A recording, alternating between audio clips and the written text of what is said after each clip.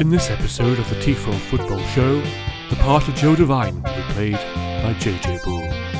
Hello, and welcome to the Tifo Football Show, the show in which we answer some of the questions that you send in to us, for us to answer. On the internet. On the internet. Now, if you'd like to ask us a question to be answered, you can do that in the comments below the video, or indeed contact us directly at any number of different social media sites. Very exciting. Without any more ado, let's begin today's show. Question number one. Question number one comes in from Maybelline. And this is a real one. Maybelline asks a question specifically for Seb. Hi, Seb. Hello.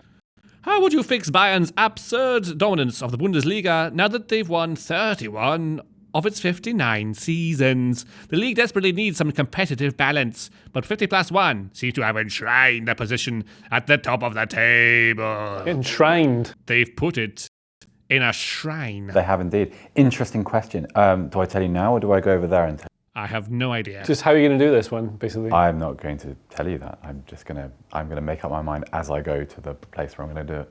And once you watch this, Seb will have decided what he's done. Guten Tag. Wie geht's dir? Mir geht's is good. No, actually, mir geht's is nicht good, I'm afraid, because Bayern Munich are winning the Bundesliga too much. You want to know how dominant Bayern Munich are? So that 10 in a row was actually their 31st title of all time. The rest of German football combined have only won 23, and there should be a cool little pie chart illustrating that now. In that run of 10 titles, they've scored 913 goals and conceded just 267. For context, that's like 10 Arsenal invincible seasons in a row. So during that year, Arsenal scored 73 goals and conceded just 26. So it's like an invincible season, but with another Thierry Henry added in on top. That's how dominant Bayern Munich have been. And who's really going to change that?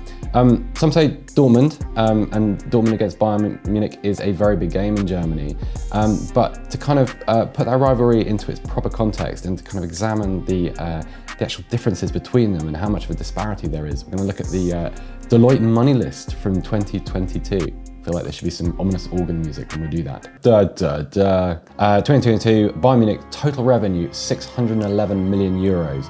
Borussia Dortmund 337 million euros. So that places Bayern between Barcelona and Real Madrid, places Borussia Dortmund between Arsenal and Atletico Madrid, and those are the only two Bundesliga clubs in the top 20 in Europe or in world football.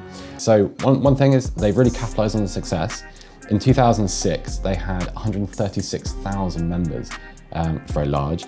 Today, 15 years later, that's 290,000, so over 2.5 times more. That's a really good way of profiting off success. Another, probably more literal way of profiting off more success is that Bayern Munich sell more replica shirts than any other team in the world. That's a big reason why their commercial revenue is so big, the largest in Europe, in fact. And this is really where the differences appear between Bayern and other Bundesliga clubs. So in that 2022 Deloitte money list period, organ music again maybe, Bayern Munich earned 345 million euros just in commercial revenue.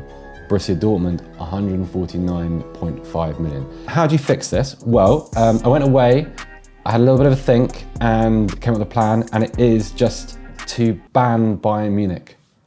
No, not really, because German football needs a strong Bayern Munich. If you were just to ban Bayern Munich and send them off to some kind of Super League purgatory with all the other massive clubs in Europe, you're not going to have the second highest domestic broadcasting contract in football. That's not going to happen. You're not going to make 1.1 million euros because people don't want to watch Bochum against Cologne that much. What you need in German football actually is to make other clubs richer. You need to allow investment. You need to give them the tools to develop themselves, and you need to, most importantly, actually, you need to ensure that they can keep their players. So what you need to do is you need to give these German clubs the tools to protect themselves, not just from Bayern Munich. You need to allow investment, and the only way to do that is you have to change 50+1. So I actually like 50+1. It's one of the reasons I like German football. It feels like it is still owned by the fans. Also, I think that with 50+1, you ensure identity and diversity, and the kind of like different football clubs stand for different things in Germany. But if you do want a more competitive Bundesliga, if you want to give these teams the tools, you have to allow people to buy controlling interests of clubs. So at the moment, that's not possible. As an investor, It's not a very attractive proposition. You do have investors in Germany and you have corporations, and there are exceptions to 50+1, which are very famous and very, very well known. Wolfsburg and RB Leipzig. There's lots of different cases and lots of different interesting arguments about them. But if you think about, place yourself in the position of an investor. If you want to buy a car, you kind of want to control where it goes, don't you? And when you do that, you might start, spending money on different things. Buy nice rims, good steering wheel, perhaps some kind of comfortable cushion type matting for your chairs. Deck it out. Same with the club, really. And I know that, again, for like the 4th time since we started doing this, organ music is playing, but investment and outside investment needn't mean the kind of problems that we've experienced in England. You just need to make sure you control who actually owns the football clubs themselves. No, it's not what I want. I like German football as it is. I'm not bothered by Bayern Munich dominating. I still find interest in it elsewhere.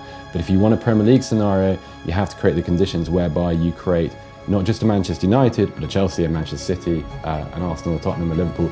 These clubs have to be able to grow without restrictions, if that is what you would like. And we're back. And we're back. Did it go as you planned? Yeah, it's done. It is complete. The shrine is... They've been unshrined. dethroned. I feel enshrined. Yeah. Do you? Unshrined. Unshrined. Yeah. Well, Unbrined. has he been answered?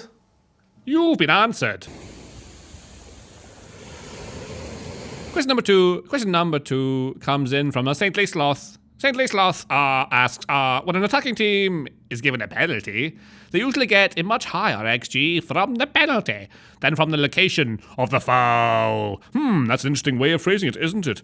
How could the shape of the penalty box be changed to make this fairer? And Seb, I think you're going to partner with JJ on this one. To answer. Yeah, collaborative and competitive, but it was fun. Well, have at it. Mark, Carey. Hi everybody. So, penalties, are they an unfair reward? Well, there was a piece done recently by my colleague John Muller at The Athletic, which shows that essentially they are. And let's have a look at the tactics board to show exactly why that might be. So there's an example actually from that John gives from the Arsenal-Manchester City game from earlier this season, and it shows Bernardo Silva. So this is Xhaka being the defender here. It shows Bernardo Silva essentially dribbling towards the corner. He's going this way a little bit. All of the Arsenal defenders are pretty much covering the box. There's not too many Manchester City players in and around the area there. So Bernardo Silva doesn't really have anywhere to go. He's maybe just going towards the byline, not too much options for him. Now, Xhaka fouls him and basically makes a next to a zero chance of a goal occurring into a penalty, which John outlines as a 78% chance of scoring.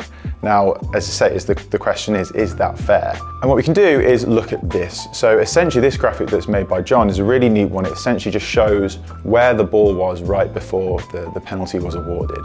And it shows a little bit of a skew towards the left-hand side of the area, which is just interesting in itself. But the point here is that none of those sort of opportunities where the penalty was awarded had a higher chance of scoring than a penalty itself. As I say, 78% chance of scoring. So, an interesting point, which I'll also show you, is that a lot of the penalties themselves actually do change the state of the game. Now, as I say, if you're getting fouled on the edge of the area near the byline where there's not really too much chance of scoring, if you look at this graphic here, it just shows that over half of all the penalties do change the current state or the result of the game. Now, you know, when the games are tight and it's a really maybe flip of a coin in terms of is it a fair decision, is it not, is it a dubious foul, these decisions are really important in terms of the context of the game. Now, is there more of a fairer way rather than it be a 78% chance of scoring from a penalty, is there a more fair way to actually reward the team who has subsequently been fouled? And we have some ideas as to what they could be. Now, one option, which I'll show you here, is to essentially just change the dimensions of the penalty area, or where a penalty can be awarded within the penalty area. Now, if you look at this example here, this is from a long time ago, so the resolution is quite low, it's quite blurry, but if you can see that this is obviously the 18-yard box, the area which has been suggested for a penalty to potentially be awarded is essentially between the width of I think the 6-yard box here. So far more localised, rather than it being like that Bernardo Silva example that I gave, far more in the corner where there's a very small chance of there potentially being a goal anyway. So that's one option. Another potential solution is to use a method that has been done in America years ago, and it's essentially to take a penalty or a one-on-one from 35 yards out, starting from 35 yards out, and you have 5 seconds to score a goal within that period. Now, hopefully that makes sense in itself, but let's look at the tactics board just to reiterate that. So we've got the player starting, give or take, about 35 yards out. My maths isn't too great. And the player basically often will take quite a heavy touch to get near the goal quite early on. The keeper often comes out to close down the angle, and it's up to the player to either shoot early or try and take the goalkeeper on, but they only have 5 seconds to do it.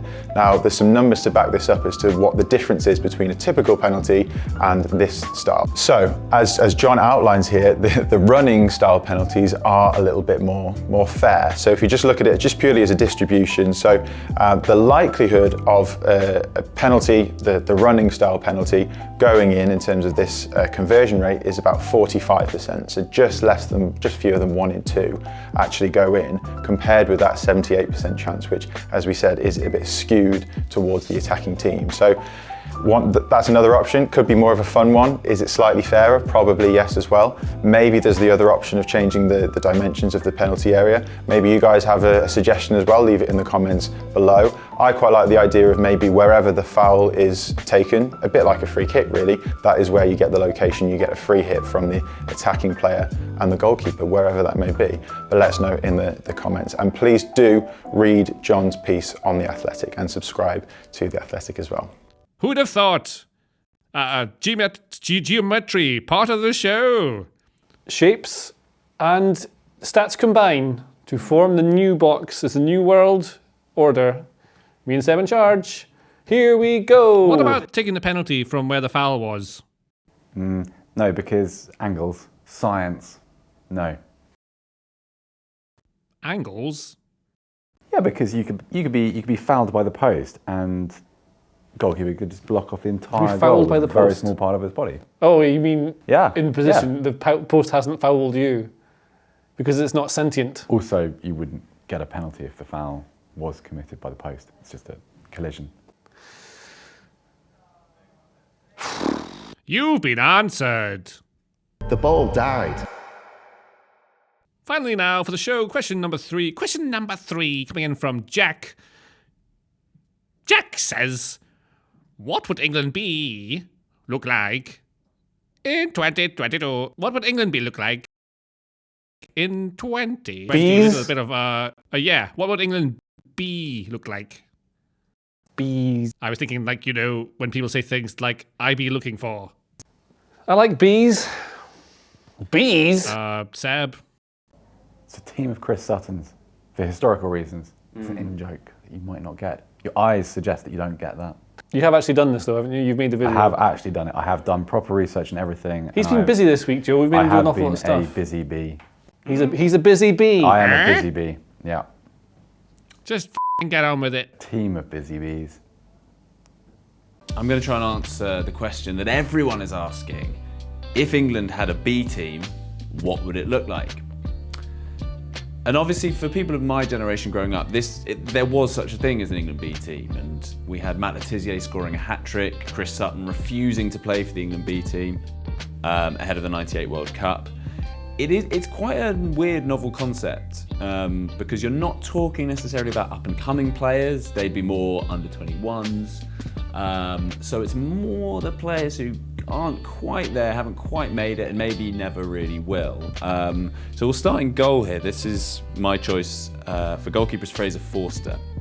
Now, he has been knocking around the England setup before, but it feels like it might be a bit beyond him. But he's done well this season at Southampton, so he is going to be in there for me. And then centre-backs, you've got Max Kilman, who famously played futsal.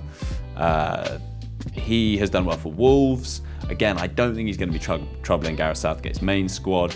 but he goes in there alongside Craig Dawson, who feels very England B to me. Really solid pro. A bit of a throwback in some ways, a proper old school English centre-back. So he goes in alongside Kilman. Now this is maybe a bit harsh on Walker-Peters. He's my right back. Great season for Southampton and has played for England. Recently made his debut. So he might be thinking, I thought I was in Gareth's plans. Well, rest assured, Kyle, Gareth and I are talking all the time. If you play well for me, you might get back in that setup. But I think a bit of time with the Bees might just do you good. And then over on the other side is Aaron Cresswell, a teammate of Dawson's at club level, who again has had a very consistent few years, but maybe isn't quite at that level to play as a fullback for England, where there is a lot of competition. You'll notice my formation is a little weird, and I've entrusted a huge amount of responsibility to someone who can't really run in oceans of space here in the midfield. That's John Joe Shelvey. But what he can do is ping passes really well and sort of stand and admire them, and that's kind of the vibe I'm going for with this team. And out wide, targets for these spectacular long passes, we've got Harvey Barnes, who's brilliant, and again he might be a little bit disappointed to be called up by me for this team, thinking he's a bit above it and beyond it. Well, you've got to show us, Harvey. Damari Gray, who is ex-Leicester and offers something a bit different with his speed. James Maddison, again, I'm sort of picking him so he can show Gareth Southgate he should be in that main squad, but he's slightly fallen out of favour.